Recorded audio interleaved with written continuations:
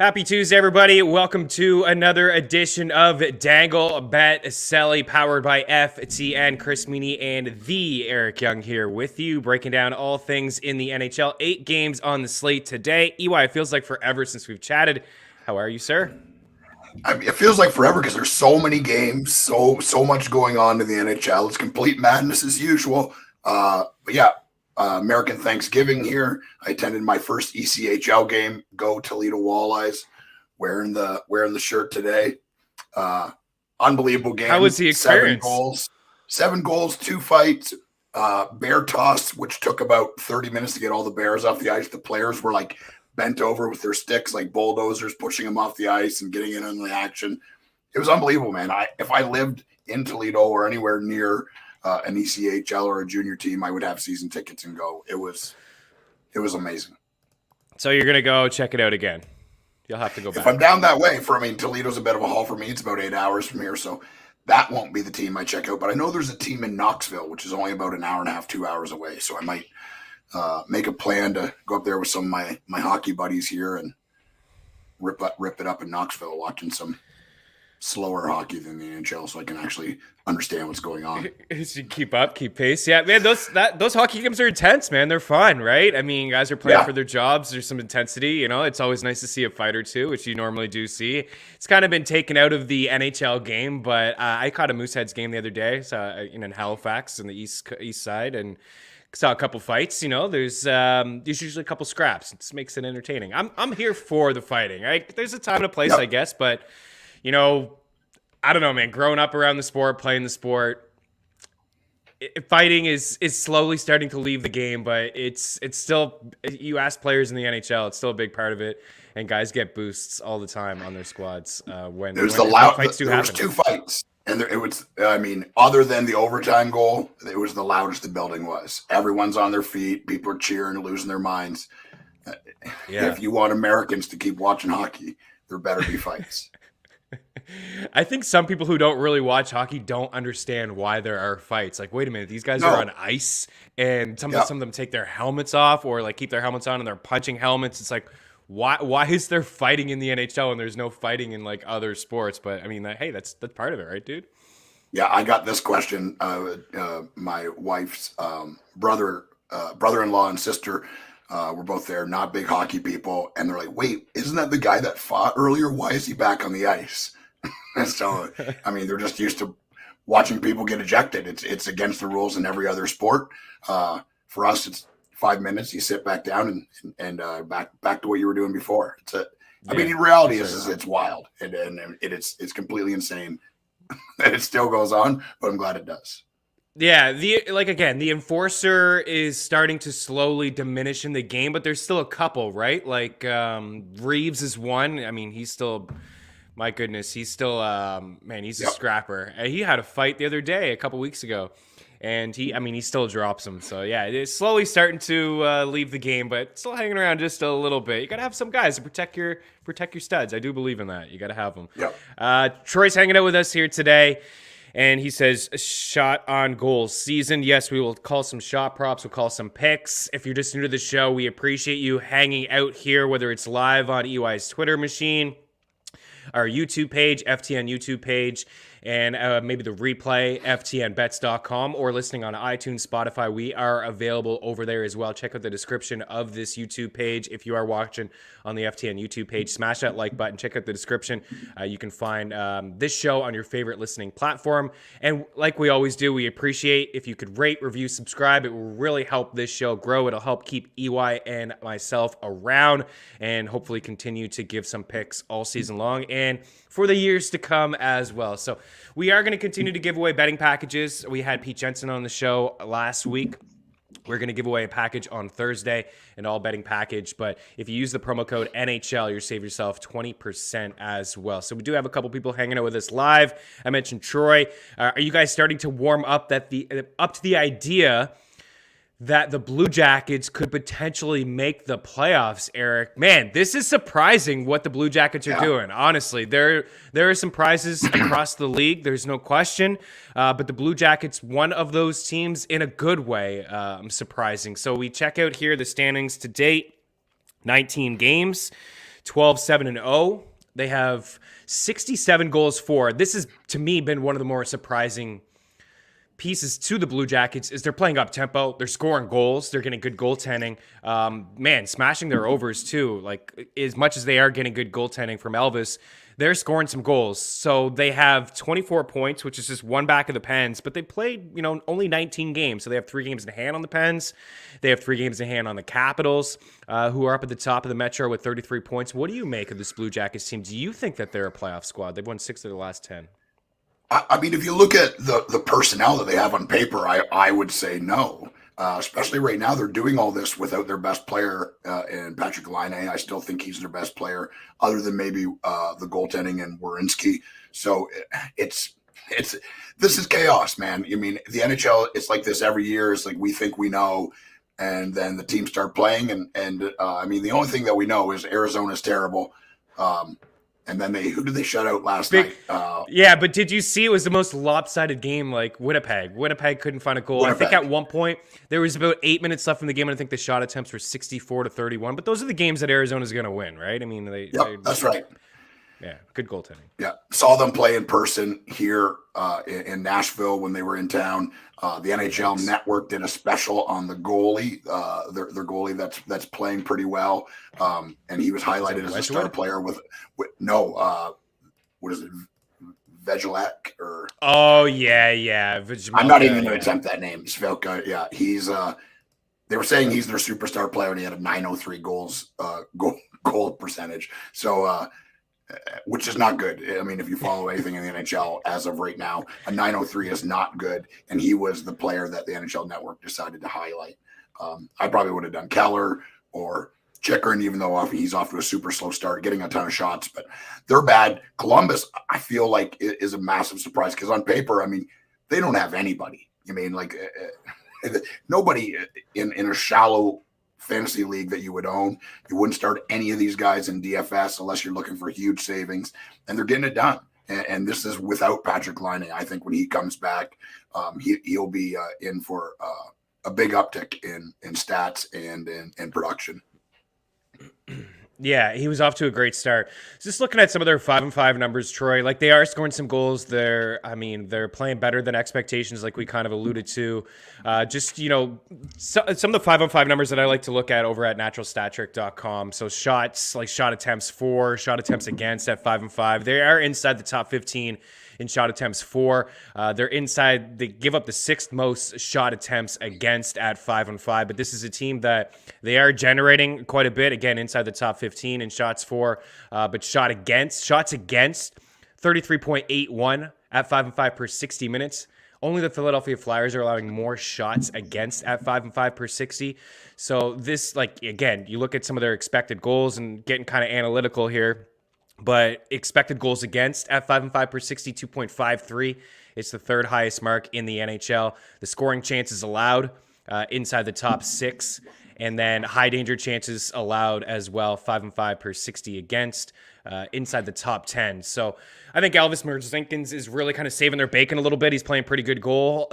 And, I don't think they're a playoff team. I don't think they're a playoff squad. If I had to pick, just through the East right now, obviously Toronto is rolling. Toronto, Florida. We like Tampa. I still think we like Tampa, right? Even though with all these injuries, it's still the team that's going to make the playoffs. Washington, Carolina. Love the Rangers. We're all in the Rangers. There's 6 right there, so you need 2 more. So it'll be a battle between Pittsburgh, Columbus. We haven't even included Boston into that conversation. So it's going to be a fight. Good start. I don't know if they completely get it there. Dustin's hanging out with us. Thanks for the Garland tip last night. Meaney account looking flush today. Thanks to that. Yeah, Garland has been shooting the puck quite a bit. I think it's like 7 straight games now. He's had at least 3 shots. He scored a goal last night. He's heating up. He's streaky. How many times have you and I talked about Connor Garland, man? I think he's one of your favorite players in the league. Yeah, I love him. Little guy, but just backs down from no one. Shoots the puck like crazy. Super aggressive on the forecheck. I got a Phoenix Cochina jersey with his name on it just in time for him to get traded to Vancouver. So that worked out well for me. Ordered a couple more jerseys last night. Not gonna spoil it, but when those come in, I'll be wearing them here on the show. I got a pile of them here, so I'll be rotating. So today it's the Walleyes, but I'll be rotating jerseys in. It's cold in this room. It's cold in Nashville now. It's jersey season. It is jersey season, yeah. It's cold where you are, dude. It's cold where I am too. This is Yeah. snowing like a bunch all weekend. All right. Yeah. No thanks. No thanks. Before we get into the games, let's just do a little.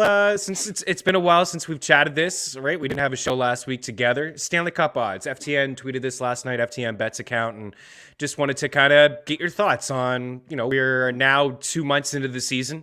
Week 8 of the fantasy hockey season is here.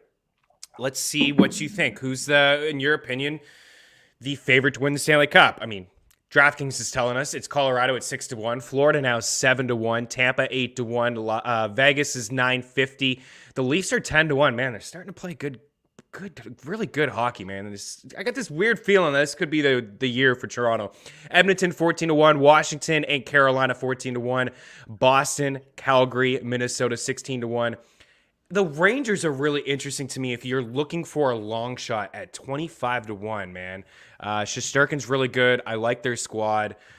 5-on-5 play has been a little bit better over the past couple weeks, but I do like the direction that they are going. What do you think of these Stanley Cup odds? I think Colorado's still my pick. I mean, if you look at the personnel, once they're healthy, if they can get healthy, I don't know. It's a weird thing. I think Nazem Kadri, after coming back, right now I feel like he's, for my eye test, he's playing, I don't know statistically, but I would say he's playing the best hockey he's ever played. He is an absolute beast right now. A guy that I've loved forever is playing up in the top 6, playing power play. He's banged up right now, but he should be back in Valerie Nichushkin. That's a really sneaky player for people out there in season long. Get him on your bench. I think he's going to stick in the top 6. Big body, tons of offensive upside. Is a really good player and just has never really got a chance. Didn't get one in Dallas. Didn't play a whole lot last year because of injuries and stuff. But he's looked pretty good. I think they have the best defense core in the NHL, and all that. Most of that has to do with Cal McCarr. I think he's the best in the league.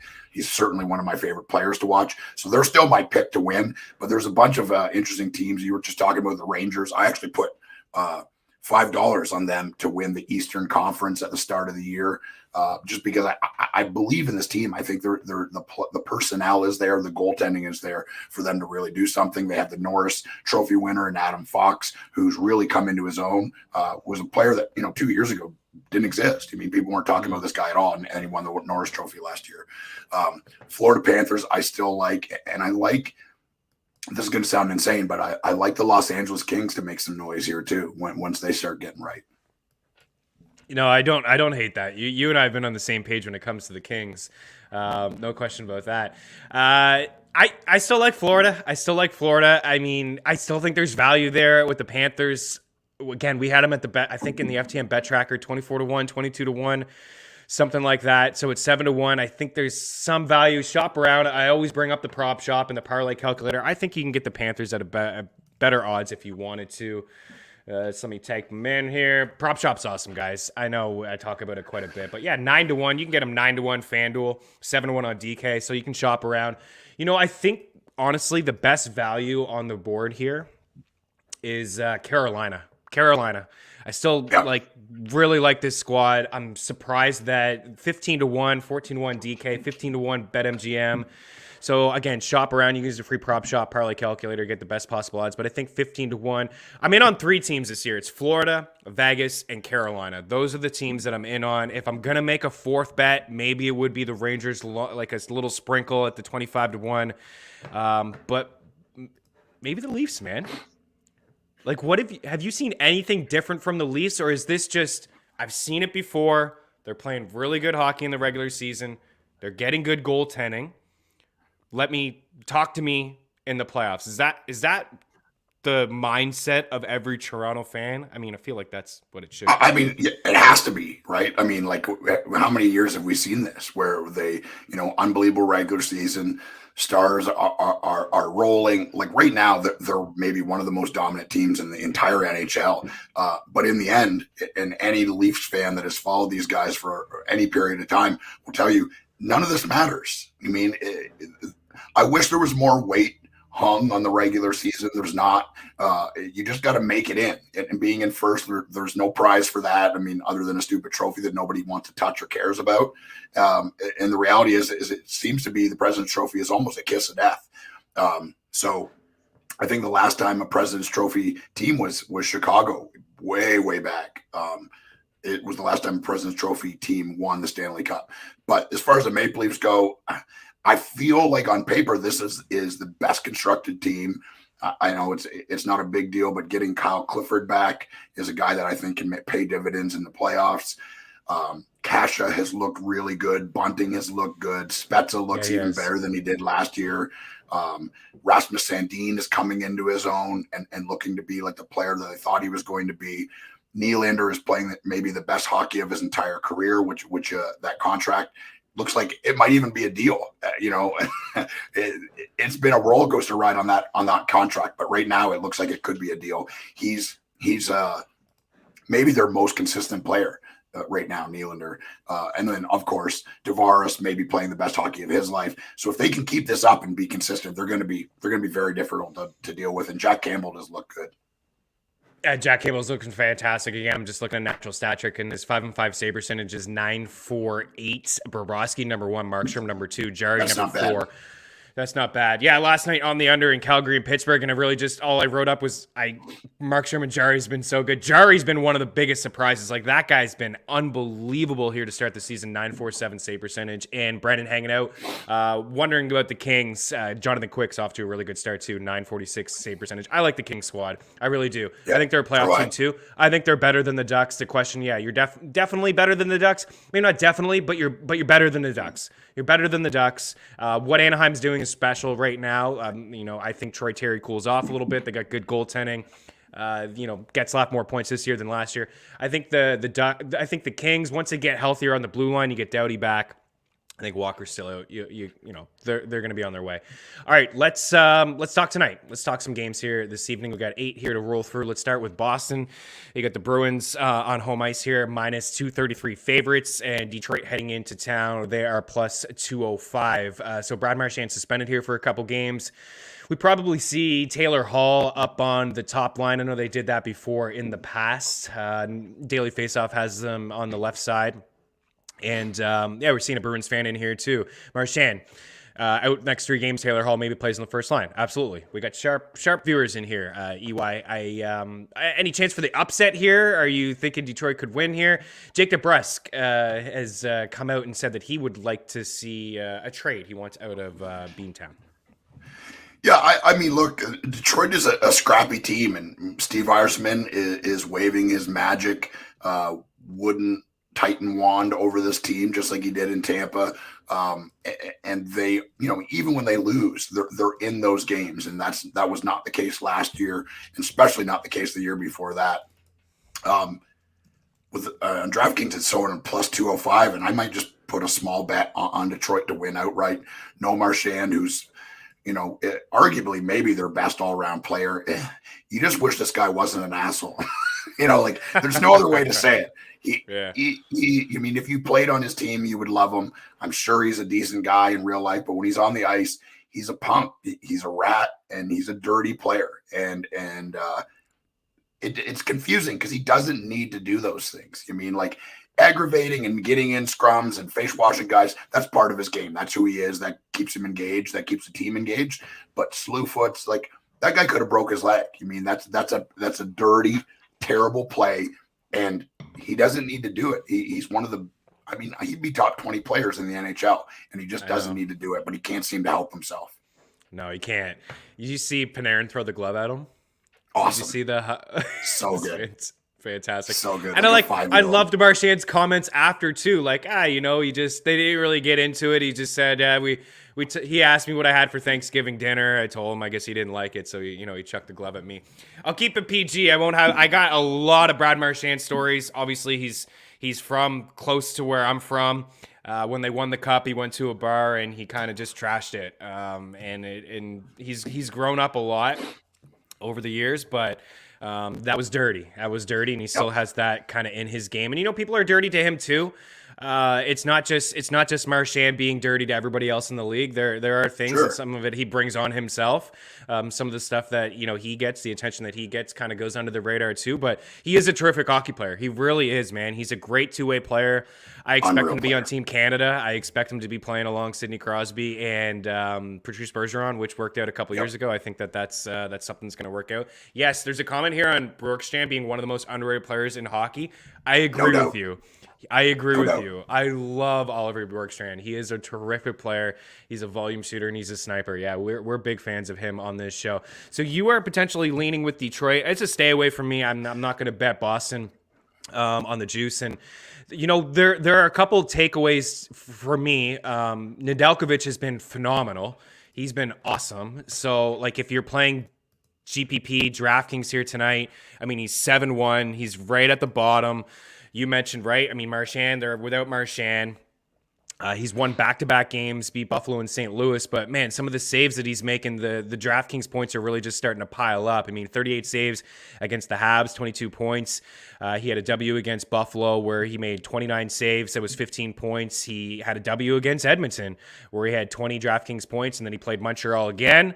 He had 26 DraftKings points. Went through a little bit of, a rough patch there. Vegas, he got yanked, I believe, and then Dallas. The Stars are playing pretty good. We'll get to them in a little bit. But his past two games have been strong, 26 saves and 35 saves. So it's one of those, if you're playing in tournaments, larger fields, more than 3 lineups, not a bad idea to take the goalie, who not a lot of people are probably thinking about, who has to go up against a team where they're heavy underdogs here. So Nedeljkovic, I also think he's worthy of a pickup, especially if you're playing in fantasy leagues where your league counts for saves. I'm in a points league where saves, yeah, you get the -2 for the goal against, and you may not get a lot of wins, but be surprised. Some of the points do pile up with all of those saves.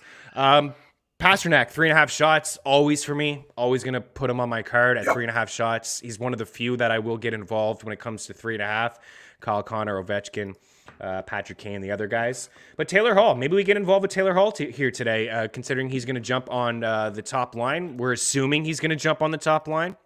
I'm assuming anyways that he will, and he hasn't had a phenomenal season, 5 goals, 10 points in 18 games, but he's been shooting the puck quite a bit, 7 shots, 3, 3, 4, 3, and just 1 in his last game. But you got to think, a little boost here, ice time, playing with some studs. He's plus money over at Caesars, plus 115 for over 2.5 shots, so we'll put him on the board here. Do you like a wing? Like if you're going to get involved with maybe Detroit, would you consider maybe a Dylan Larkin shot prop or anytime goal? Larkin, Mason Raymond has been pretty interesting. Bertuzzi's been up and down, but he's been pretty good when he plays. I know he doesn't play. I mean, there's a bunch of teams I had him in, and I had to get rid of him because he's not playing in Canada. So he's only going to play like half of their games. So, it's in season long, that's too much of a risky proposition to be having him just taking up space. But those are players that I like. Sevier or Cider? More Cider. Cider, yeah. He's a sneaky play, great. Affordable in DSF as well. So they're an interesting team, man, and they've been in every game that they've played. And with Nedeljkovic playing this good, man, they're really interesting. I put a little bit of money on them to win. I don't feel super strongly about it, but with a plus 205 and no Marchand. I wonder, this is just an outside the box thinking. I wonder if maybe DeBrusk plays on the top line and they, showcase him to trade him. And, that could be a thing that happens. I don't have any information other than that is something that happens in the NHL. You'll see guys ask for a trade, then they move him up the lineup. They try to showcase him, get him some points, show him to the league what he could be when he's not playing down and not playing a ton of minutes. So it could be something to keep an eye on that. Yeah, Lucas Raymond is now favored to win the Calder. Man, this guy's continued to, him and Moritz Seider, they've been phenomenal for Detroit, right? That's some of what you talked about with Yzerman and things like that. But yeah, those two are really playing good. Dustin checks in here with an under. And you know what? I wasn't going to go the way with the over because it's so tough, right? You go into Boston and then probably most of the ice that Dylan Larkin is going to see tonight is going to be up against that top line of Patrice Bergeron, right? If you're Bergeron, they don't need to match up too much, but still one of the best defensive forwards in the league. And even without Brad Marchand in there and Taylor Hall, it's probably going to be tough sledding for Larkin. You know what? I don't hate it, Dustin. I don't hate it. It's plus money under 2.5. I don't hate it, sir. It's probably not going to be on my card, but I think you're certainly on to something there. I was taking a look at the 2015 draft from the Bruins. Remember when they had 3 picks in a row, Eric? Yeah. They had pick 13, 14, and 15. I think they went DeBrusk 14. And then they had, Zabroil, I believe, ahead of him, and I forget the other guy after him, but it was a no-go anyways. Like, he didn't make it. But after, though, like, the 3 picks after that, I remember pretty easily, was Matthew Barzal, Kyle Connor, and Thomas Chabot. And I think Joel Eriksson Ek and Brock Besser, I think Travis Konechny, they were all in that draft after. But the Bruins had picked 13, 14, and 15 in a row. Missed on all. Let's be honest, they missed on all of them. It happens, but that's a death certificate for your franchise to have those 3 high picks like that and none of them hit. And then looking at the guys that were picked behind those guys, right? Yikes. Yeah, we got to move on from this game, Troy, but I do believe Vrana will have a big impact on the Red Wings. He was great. I do he too. Won't be able to keep that pace up. Like, his pace was unbelievable when he first got there, but he's a good player. He's a good goal scorer. He's great with the puck. He's really nifty, shifty, nifty. He's a great playmaker too, and he can shoot. So I do believe that once he is good to go, and I think it's like a 5-month injury, so we might not see him for quite a bit. But I think he will be good to go. Jason Prince, top of the morning. Kristen, Eric, keep up the great content and insight. Always look forward to you guys. Look forward to having you hang out with us, man. We do appreciate those kind of comments. All right, let's keep things going here. Just to kind of recap, like Pasta and I like Taylor Hall for the 2.5 shots. Let's continue here. We got Washington and Florida, so this is a good one. We got the Panthers here, home favorites at minus 137, best possible odds. If you're backing them over at FanDuel, and the Caps at plus 123. DraftKings showing plus 120. I don't know, man. Ovechkin's on like a 75 goal pace. He may do it. I don't know. I joked last night that if he played in the North Division, he may have already broken Wayne Gretzky's record if he played in the North last season. They upset, I call it upset, but they did beat Florida just a couple weeks ago. The Panthers have been a little inconsistent over the past few days. Washington's coming in here pretty hot. They've won 3 straight games, and they've won 5 of their past 6. They beat Carolina in their last game 4-2. They beat Florida 4-3. And they beat Montreal 6-3. So now they go on the road here. Well, this is the second of a 2-game road trip. They did beat Carolina. But are you kidding me with Ovechkin? Like, we're 2 months into the season. He has 19 goals and 18 assists. Yeah. What is happening? It's a phenomenon. He's getting better. I'm still, it does seem that way. I'm still sticking with that. He's not going to break Gretzky's record. I just don't think at that age it's possible to maintain this. Injuries are a thing. He played like an absolute lunatic when he was younger, throwing his body, running into the boards, running into everybody that got close to him. That catches up with you. Father Time is undefeated. With this game, I am, because Florida's been inconsistent, I don't know if I bet against Florida all year, but Washington is playing unbelievable hockey. Ovechkin is playing arguably the best hockey of his life, which is saying something. It's a pretty bold statement, but he's unbelievable right now. And I feel DraftKings got a plus 120. I might put a small bet on them to win outright, and I would lead the over here. Yeah. He is playing the best he's ever played. Like, statistically, no doubt. He's got 19 goals in 22 games, and he has 18 assists. He had 18 assists in 45 games last year. Last year, in 45 games, he had 18 assists. In 2019-2020, in 68 games, he had 19 assists. So, yeah, it's not a surprise to see him scoring goals, even though he's shooting 20%, which is by far a career high for him. He has a career 12.9% shooting rate. That's with the 20% baked in this season.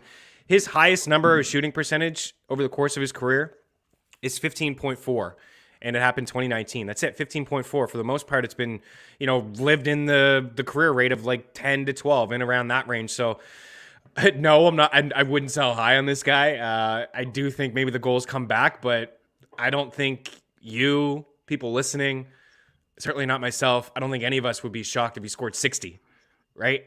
He scored Nope. 65 before. That was his third year into the season, but 50 seems like he's well on his way. But the assists have been a little bit different, and they've been 5-on-5 assists. He's been willing to pass it a little bit more.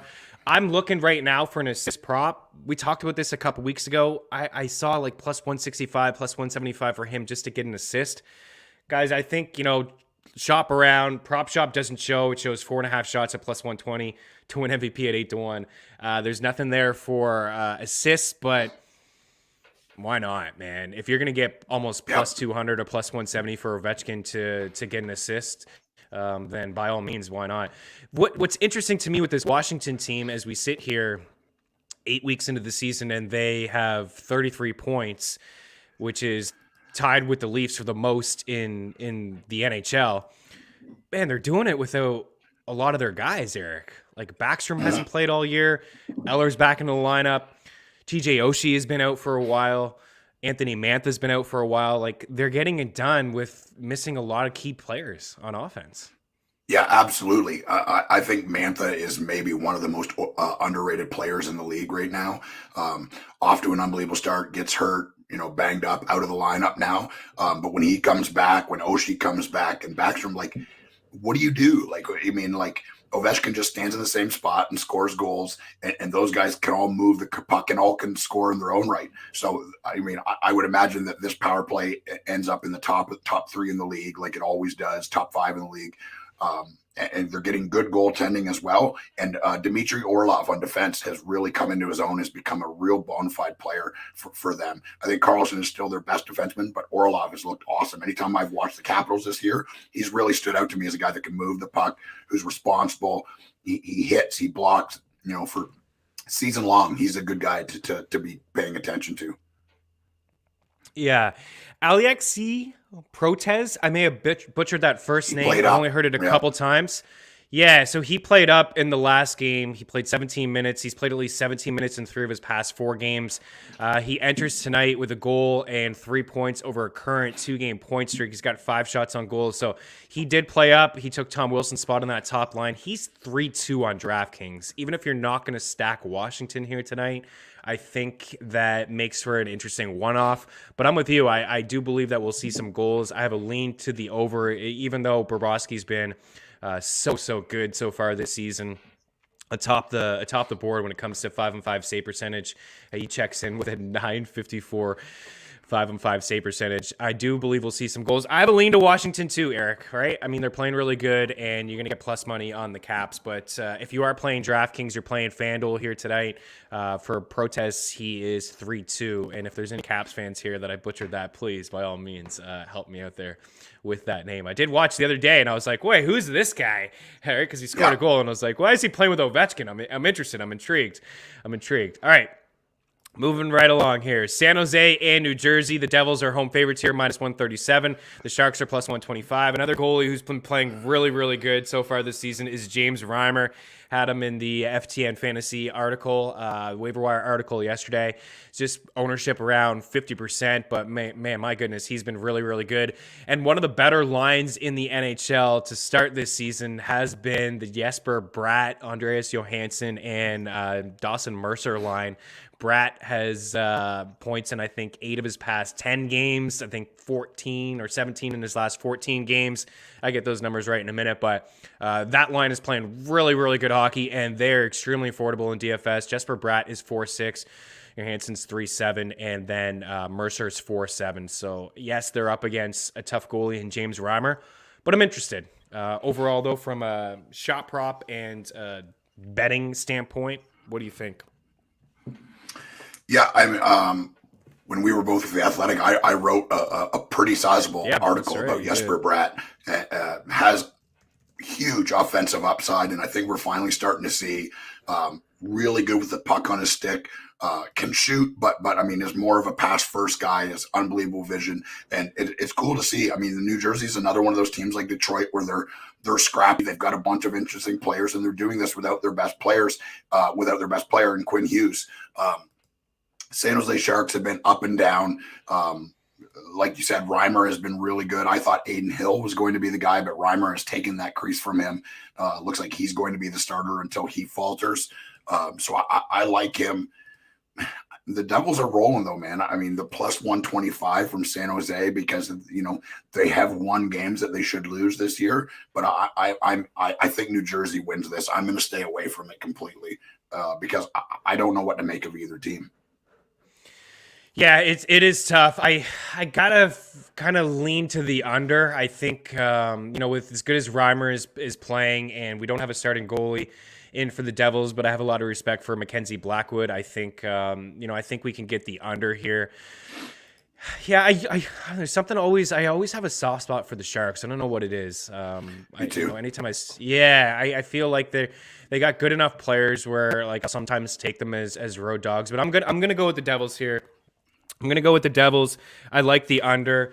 I don't think I'm really interested in anyone from a shot prop standpoint, even though like Jesper Bratt, I mean, he has been pretty good. I think, as much as I just talked about the under and I like the under, there's just so much value with that line right now and how good that they're playing that, you could maybe get involved with them. I mean, Bratt, like I said, he's got points in 4 straight games. He's got 6 points over that span. He's shooting the puck 3-3-7-4, 3-5-3. Like, he's got to be plus money here tonight for a shot prop. I mean, he may not even be on books, to be honest with you, for a shot prop. What do we got, Bratt? Oh, baby. Plus 122.5 shots. Putting him on the board. Let's go with Jesper Bratt. Putting him on the board. Yeah, I think he's the guy that I would trust over Johansson or Mercer. Mercer's been playing really good too. There for a minute, Dougie Hamilton was at 2.5 shot or 3.5 shots, plus money. He probably is. Actually, he was 2.5 at Bet365. He's 2.5 a Unibet at minus 155, but he has plus 143.5. It's a little high. It's a little high for me. Timo Meier is always in play if you wanted to go Timo Meier, but his odds have changed quite a bit, guys. He's juiced. 2.5 minus 200. What's the point? I'd rather do a plus money with him, but yeah, I think we can move on. But I was looking at Money Puck, just taking a look at Money Puck in the top lines, Eric, like expected goals. MoneyPuck.com is pretty cool, really cool website. So I was looking at just minimum. These are the top lines in the NHL. Minimum 75 minutes together. Expected goals. Number 1 is like a weird line, and Zucker, Rodriguez, and Kapanen, and they're not even together. Rodriguez is playing on that top line. But Gaudreau, Lindholm, and Tkachuk have been basically together all year, so we can count that as the number 1 line in terms of expected goals. Number 2, only been together for a little bit, Granlund, Forsberg, and Duchesne. But Johansson, Mercer, and Bratt, right there, inside the top 5 in terms of expected goals, like better than Nylander, Bunting, Matthews, Marchand, Bergeron, Pasternak, Arvidsson, Kopitar, Brown. So that line, guys, is playing pretty good. So if you want to get involved with them from a DFS standpoint, giddy up. All right, Tampa, St. Louis. Blues, this is basically pick 'em. Blues, minus 108. Tampa, minus 105. We got the total here at 5.5. I've been taking unders with Tampa, right? Just because they're missing some guys on offense, and they're still getting strong goaltending from Andre Vasilevsky. 4-2 in their last game, so we wouldn't have got that one, but 3-0, 4-0. These last couple games, shutouts for Vasilevsky. I kind of have a feel to the under as well. What do you think? Do you have a lean to either side between Tampa and St. Louis? So DraftKings has got it at 5-5. Like you said, Vasilevsky's been unreal, but St. Louis goaltending has been completely unreliable, and you just kind of never know when Tampa's going to wake up. I know that they got a ton of injuries. Their best player, Kucherov, is out. I know that well. I got him in our Dynasty salary cap league, and he's just sitting there on my bench. But yeah, this is like, I think DraftKings has got it both like negative 115 and negative 105 is because it's a pick 'em. I don't know what to make of either team. Tarasenko has been really good. I don't know what the shot prop is for him, but he's been shooting the puck like crazy, and he's playing for money. The narrative is that this is a contract year for him, and it totally looks like he's playing for some cash. So that he's an interesting guy. Cirelli playing up is a guy that I'm always interested in. But yeah, I would stay away from this because it's just both teams have just been too unreliable. Yeah, I agree. From a shot prop standpoint, Tarasenko's back. He's up to 3.5. Like those days of 2.5 are over. Yeah. They're 3.5, so it's a little high for me. But Buchnevich has been hitting a little bit. He's 2.5 at -110. And Anthony Cirelli, like we probably won't get Cirelli at 1.5 too much longer. Not even seeing anything for Cirelli right now. But guys, if you see Anthony Cirelli at 1.5 shots, right, this is somebody that we've been hitting. He leads the Bolts in shots over the past 2 weeks with 19. He only had one shot in his last game, but before that, 4-3, 5-3, 3-2, 2-2, 2-2. So he's been getting at least two quite a bit. So I don't mind going to him. I think Tampa probably wins this game. It's not going to be on my card, but like I said, I do like that under at 5.5. I think that we'll see a low scoring game. And Vasilevsky, as long as he is starting, as long as he is the guy here for the Bolts between the pipes, we don't have any confirmation on that just yet, but as long as he's the guy, that's the way I would go for the under. Continuing to chug along here, your Preds at home, -154, and then those Blue Jackets that we talked about here, +145. Take it away. What do you think? Nashville Predators are playing really good hockey. A buddy of mine, Crazy Charlie Saunier, he's got his own show called Renegades of Puck. If you like Predators information, you like kind of a different take on hockey and what's going on with the Predators, check them out. It's a free show on YouTube, Renegades of Puck. But he was breaking down the Matt Duchene heater that he's on right now. And if he continues even close to this pace, he's going to smash every point record the Predators have. Like, look, they haven't had a ton of guys that have scored a ton of points. I think Jason Arnott still is. That's right, Jason Arnott is still the goal scoring leader, season goal scoring leader for this team. But the reality is we talked about this early. We said pick him up because of the heater he's on, and he's continued that. He's very involved. He looks super motivated, and he looks like Matt Duchene that played in Colorado. He's a really good player, a nifty player. And he's really good with the puck on his stick, and he's carrying the puck. He's got his confidence back, and I mean, people were out for blood with this guy last year, and I think I was included in that. $8 million is nothing to cough at, and when you're not producing, it doesn't even look like he cared last year. He's a different player. I don't imagine he's available in your leagues, but if he is, get him. Predators, I think they're going to handle the Blue Jackets tonight. What about the total? I think under 5.5, right? We was talking about Elvis Merzlikins, how great he's been. UC Saros, like I think the under is a pretty strong play. Yep. If you had a choice, that would be the only thing I did. Yeah, if you had a choice on shot props, would you go Duchene over Forsberg? They're playing together. Forsberg's been back for 3 games now, and he hit in his first game. Back. Yeah, 3. He's got a point in every game. He had 2 goals in his first game. He's got 4 points in 3 games. 3 shots in his first game, so he hit in that first one. Then he didn't hit in the previous 2. But for Matt Duchene, he's been hitting pretty consistently in 5 in the last game. I had a couple games before that with 3 and 6. If you had to choose one to get 3 shots here tonight, Duchene or Forsberg, would it be Duchene? I would choose Forsberg as far as shots go. He's the shooter. The power play is designed around him playing on his off wing and shooting the puck. He shoots the puck a lot. He's got this really weird release where he shoots off his opposite foot, and I don't know how he does it. It's crazy, and it's like a small detail, but he does this like off-footed shot coming down the left-hand side, and it messes with goalies because nobody shoots off their opposite foot like that, because I don't know how he keeps his balance. I can barely skate as it is, and this guy's ripping shots top corner on his opposite foot from the opposite side. So, if you don't understand hockey, it's hard to understand, but if you watch the game, you'll see that he does this all the time. So if I was to pick on those two for shots, I would go Forsberg. But as far as points go, Duchene's been involved in every good thing that's happened this year for the Predators, and it's been really cool to see.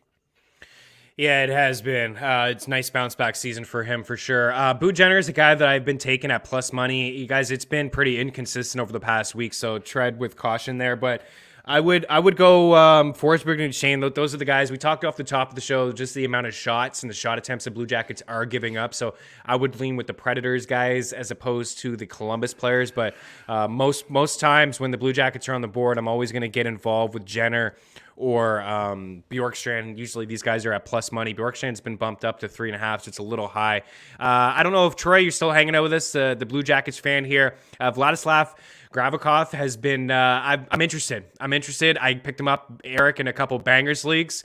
He's his ownership has jumped up to 21% here over the past couple of days. He's been hitting the score sheet, which is something that I didn't really expect when I picked him up. But honestly, like in a bangers league, this guy he's bringing it, man. Over the last 2 weeks, he's got 11 shots, 11 hits, and 13 blocks. He's got 2 goals and 6 points. So he's, it's Broikfist who's getting the power play time. Like if you're looking for a Blue Jacket, they have 4 games this week. He's the guy who's got, I think, a little bit more offensive upside. He's getting some power play time. He's got 3 goals and 5 points over the last 2 weeks, but it's Gavrikov who's a banger, man. The hits and the blocks are right there, and you love this sort of stuff. Eric, you got to pick him up, dude. There's one game he had 4 shots, 3 blocks, 2 hits. Another game where he had 2 assists, 5 hits, 2 blocks, and then another shot. So he's been getting it done here over the past couple of weeks, and the ice time has been there as well. I think he's a pretty solid ad in bangers leagues. So I mentioned Arizona, they got smashed, or they won last night, but really they shouldn't have won because there was one shift from Connor, Scheifele, and Wheeler where it looked like they were in the offensive zone for about 2 minutes. But nonetheless, man, Arizona got it done here. Now they got to go and play Minnesota. The Wild are minus 345 favorites. We are not here to give those kind of picks. If you wanted to pick Minnesota on the puck line, that's still minus 128 is the best I'm seeing over at BetMGM. Can they make it back-to-back wins here? What do you think? I mean, it's the NHL. I mean, anything's possible. I would say other than expansion teams that Arizona is the most poorly constructed team in the history of the NHL. It's brutal because they have some good players, and it's just a death sentence. And then you look at like plus 300 on DraftKings. They just shut out Winnipeg last night.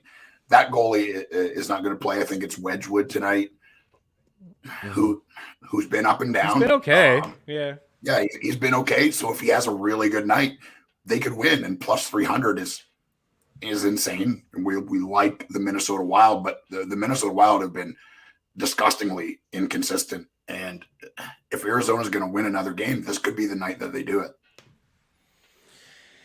Yeah, I'm not going to. I'm insane, right? Right. That's insane. Troy is hanging out. He says, "Did you see Gravikov block that loose puck on the bench that almost hit the Blue Jackets coach?" Yes, I did. That guy's a beast, man. He'll block anything. He'll put his body in front of anything. The coach, the players, the goalie, absolutely anything. I think he's a beast, man. Ryan Hartman, 2.5 shots. We've been hitting this guy. Let's just continue to ride this out, man. Hartman is going through. Man, this guy, like, are you kidding me with Hartman? Like the season that he's having, he's now jumped up to the top line. He's got 12 goals on the year. Like, this is completely unsustainable. I don't even know if I would sell high on him. If I'm playing in a bangers league and most people play with shots, he doesn't even hit that much, but, he chips in here and there. But he's got 12 goals, which is the most he's had since his rookie season in Chicago, where he had 19. He's got a career high unsustainable, I think, 17.4 shooting percentage. But he likes to shoot, man. 69 shots here in 21 games. Not really getting a lot done on the power play, but 2.5 shots for Hartman at minus 130. I mean, you could even shop around. We're coming at you pretty early. This is a guy that will probably surface around, maybe even money in some spots. He has he didn't hit in his last game, but before that he had 1, 2, 3, 4, 5, 6 in a row where he hit 7, 8, 9, 10. So he's hit in 10 of his past 12 hockey games. I am in on him. I think the Wild win this game probably like 3-1. Maybe 4-1. I kind of have a lean to the under, but I like Minnesota. Minnesota plays to a lot of unders, Eric. 3-2. Actually, that's Dallas. I'm ahead of myself. But Minnesota does play to a lot of unders because of their goaltending, right? 3-2. Yep. 4-1. But they have been scoring some goals. Like they put 7 up against the Jets, so it's a little. Maybe I got to talk myself out of that under. But I do think Minnesota wins this game, considering what I just watched last night with this Arizona team getting just worked. Getting the strong goaltending, then the quick turnaround, having to go play in Minnesota too. I just can't suggest Minnesota with those odds. I mean, minus 128 is okay to win by 2, but minus 150 to win by 2, it's really tough. Maybe put it into a parlay. All right, we only got 2 more games. We'll get out of here. Carolina and Dallas. I love this Hurricanes team a lot, but man, the Stars are starting to play good. Remember we were all over them, starting to play good. They've won 4 straight, 6 of 7. Carolina's going through a little bit of something. I think I'm in on Dallas here, plus 100 at home. I'm shocked. I thought they'd maybe be like plus 120 or something like that. What do you think about this game? Yeah, like you said, the Hurricanes are starting to falter. They had that unbelievable winning streak at the start of the year, and it's kind of been up and down for them. I would say Frederik Andersen has been pretty good. I don't know if for sure he's going to play, but he's been very, very good for them. But the Dallas Stars, like you said, are coming into their own. We were all over them at the start of the year. Really liked them at the end of last year. Like they play low event hockey. Pavelski end of the year, but playing unbelievable. And then just started the year poorly. I mean, everybody on Dallas was bad. Rupe Hintz, didn't score a goal until like a couple weeks ago, which I wouldn't have bet on because of the year he had, and he's healthy. I guess healthy for him. Last year would miss a game, play a game, miss a game, play a game, and every game he played in, he scored. So the fact that he didn't score until a couple weeks ago is insane. But like you said, Dallas is rolling into their own. I'm not betting against the Carolina Hurricanes. I believe in the team too much. I think my pick for the Stanley Cup at the start of the year was Carolina and Colorado. So that's I still think the Carolina Hurricanes are an unbelievable team. I think you think the same thing. Dallas is on a heater right now and playing way, way better, but I'm not betting against the Hurricanes. I don't think I've bet against the Hurricanes all year. And last night when I was looking at this, I was like, ooh, even money Carolina. Maybe I'm going to go in on Carolina. But you know what? I'm just going to do it. I'm going to go with Dallas. I know it's weird. I'll probably hate myself for it because the Stars do frustrate the hell out of me, especially when I back them. They're not a team that I back too often. But this is a team that plays to the under. This is what I was saying. So if we're going to get Anderson, Jake Ottinger has been really good. He's the goalie of the future there. So I think, the under is definitely in play. And, this Carolina team's lost 3 of their last 4, right? They lost 3 of their last 4. The one win in there was against Philadelphia. They lost to the Kraken. They lost to the Sharks. They lost to Washington in their last game. So I'm going to take Dallas here as home dogs. Here's a team that's won 4 straight games, and they've beaten good teams there. St. Louis 4-1, Edmonton 4-1, Colorado 3-1. They squeaked one out against Arizona. You mentioned Rupe Hintz. This is the shot prop here today, guys. I know it's Carolina. They don't give up a lot of rubber. But plus money at 100. Been on him for the past couple games. He's cleared 2.5 shots in 4 straight games and 5, 6, 7, 8, 9 of his past 11 hockey games, and he is on a heater, like you mentioned. He's got points now in 4 straight games. 2 of them have been multi-point games. He's got 4 goals in his last 4 games, and in fact, all 7 of his goals have come in this month. So it's a really slow start for him, but now he's playing really good hockey and he's heating up. Not interested really in this game from a DFS standpoint because, like I said, I think it'll be low scoring. But Rupe Hintz at 2.5 shots. Sebastian Aho is probably just juiced to the over, so he's not even on the board for me right now, but he's probably going to be at like minus 150. So I think you just take the plus money on Rupe Hintz. All right, final game of the night. What we've been talking about, kind of come full circle here. Anaheim and LA, the Ducks plus 110, and then the Kings minus 118. Don't have any confirmation in net, but I do believe it would be Jonathan Quick and John Gibson here. What do you think, Eric? Do you put your money where your mouth is? You backing the Kings, a better hockey team here today? Yeah, I would pick the Kings to win here. Anaheim has been a really cool story, similar to the Blue Jackets. Like, I don't think a lot of people, including people that are diehard fans of Anaheim, thought that they would be this good. Troy Terry has been a revelation. Zegras is starting to warm up. Getzlaf is playing really good hockey. He's one of those guys, when he's motivated, he can be the best player on the ice, and it looks like that's what's happening right now in Anaheim. Gibson gives him a chance to win every single night. He's one of the best goalies in the league. We've been saying this for 5 years. I still think that to be true. But I really like this LA Kings team, man. I really do. Kopitar, Arvidsson, I don't know what his shot prop is, but that's a guy that shoots the puck a ton. And anytime he's playing with Kopitar, I would like him on shot prop wise. yeah, I think the LA Kings win. I'm not going to bet at a negative 120. Maybe put them in a parlay or something like that. But I think Kings win this. And with the two goaltenders, Quick has been unbelievable. I think Pedersen is the 1A, but Quick is 1B, and he's been really, really good all year. So I would probably go the under here with a 5.5.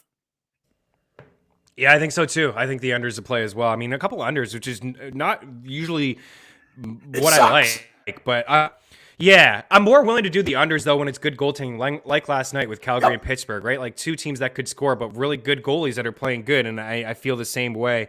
So it's like the third under that I like in this matchup. The Kings haven't been playing all that great. I mean, they finally got a W in their last game, but they had lost 6 straight games: Toronto, Arizona, Carolina, Washington, and Winnipeg. The goals have kind of dried up a little bit. That after like a 6-game winning streak that they had, so they've been a little inconsistent. I do like Victor Arvidsson. He's off the top line now. He's playing with Danault and Iafallo, but Victor Arvidsson at 2.5 shots. I got it written down here. He is at minus 135 is the best possible odds over at William Hill. 4 shots, 5, 2, 6, and 4 since getting back in the lineup. We all know you talk about him quite a bit. But we all know that he's a volume shooter, right? He likes to shoot the puck. He's not afraid to shoot the puck at all. So that's the one king that I have confidence in. Dustin Brown has been, he was on the 4th line a couple weeks ago, and now he's on the 3rd line. I know he put 7 pucks on net, but he's not playing enough, right? 11 minutes, 10, 13 minutes. So he's not getting that 18 to 20 minutes again. So he's got to kind of come off the radar in terms of shot props. All right, I think we've done it. We've completed it. What do you have on you got a notepad on the go over there? What do you got on your board? I got my draft, my bets all pulled up here. We've got I actually just put a couple bucks on New Jersey because Daily Faceoff just put up a thing saying that Jack Hughes could play tonight. He practiced this morning on the top power play, so it looks like he's going to be back in tonight.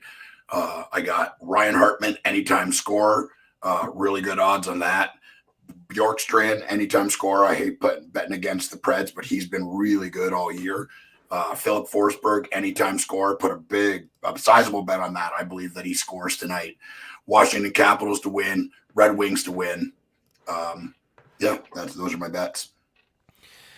I like it. Okay, so we'll start here with the picks. I got some shot props, but there's some unders that I like here today. I like the under between LA and Anaheim at 5.5. I like the under between Dallas and Carolina at 5.5. Only if Anderson is starting. I think it's just worth hanging out and waiting to see. Nothing against Ranta. It needs to be Anderson for me. I like New Jersey at home. I like Dallas at home. I do like the Wild to win by 2 if you can get it at like minus 128. I believe it was William. I wouldn't go as minus 150. I do think they win by a couple goals here today and they get right. I'm with you on Washington. It's tough. I'm betting against my 2 teams. Like my 2 teams are Carolina and Florida, and I'm betting against both of these teams here today. It's weird. But I'm taking Washington against Florida, and I'm taking Dallas against Carolina, and I like New Jersey at home. But Minnesota, I think Minnesota, 1.5. Maybe you can include it into some parlays. Man, that scares me every time. And then I got some shot props here for you. So Rupe Hintz 2.5 plus money. Ryan Hartman 2.5. I like Pasta at 3.5, but I also think Taylor Hall is in play at 2.5. Victor Arvidsson at 2.5 shots. Jesper Bratt at 2.5 shots. I am gonna go with Forsberg because you said it. You're feeling Forsberg. You're feeling Forsberg. I'm feeling it with you then. But Duchesne at 2.5. Either of these guys I think are fine. I mean, they've both been shooting. Columbus been giving up a lot of rubber. That's another one that I like the under on Columbus. Man, there's 4 games here that I like the under. Columbus, Nashville under 5.5. LA, Anaheim under 5.5. Dallas and Carolina under 5.5. And then New Jersey and San Jose I like under 5.5 as well. But the shot props: Hintz, Hartman, Arvidsson, Pasta, Taylor, Forsberg, Buchnevich is plus money. Maybe a long shot, put him into a parlay, and then that'll do it. That's pretty much it, man. From a DFS standpoint, I think I definitely am in on Minnesota, but they're pretty expensive. But Hartman, I think, is certainly affordable. Where I do think the goals will come from is Washington and Florida. I think if you attack that game from a DFS standpoint, I think you start there and then you work your way out. You'd be pretty good to go. Any final words here, Eric? No, man, it's we didn't have 45 games to go through, but we still did it in an hour. This is what happens when we don't see each other for a week. We got a lot to talk about, a lot going on in the NHL, and thanks everybody for hanging out. Someone in the chat was saying, explain what makes a poorly constructed watch roster. That could take all day. I would just say watch an Arizona game and see the top two lines, and that's pretty much the end of the discussion.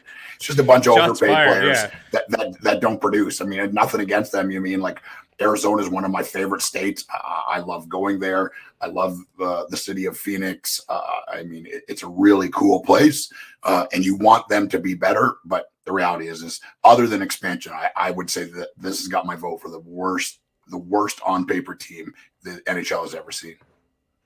See, they're trying to be bad, right? They're trying to be bad. I mean, a few years ago they were okay. They had some pieces. I would say we got to get out of here. Tino's probably got a bunch of stuff to do, but I would say what makes a poorly constructed team is building through free agency and overpaying for free agents, right? If you look across the league at some of the teams that have been successful and that have won some of the cups over the years, even the Kings back in the day, the Hawks, the Bruins, the Lightning, they drafted well. They drafted really well. You look at some of the core players in their teams, they drafted well. I think building through free agency is tough. It can put you into, because for the most part, you're overpaying for free agents. These are guys that had career years. You're paying for that season.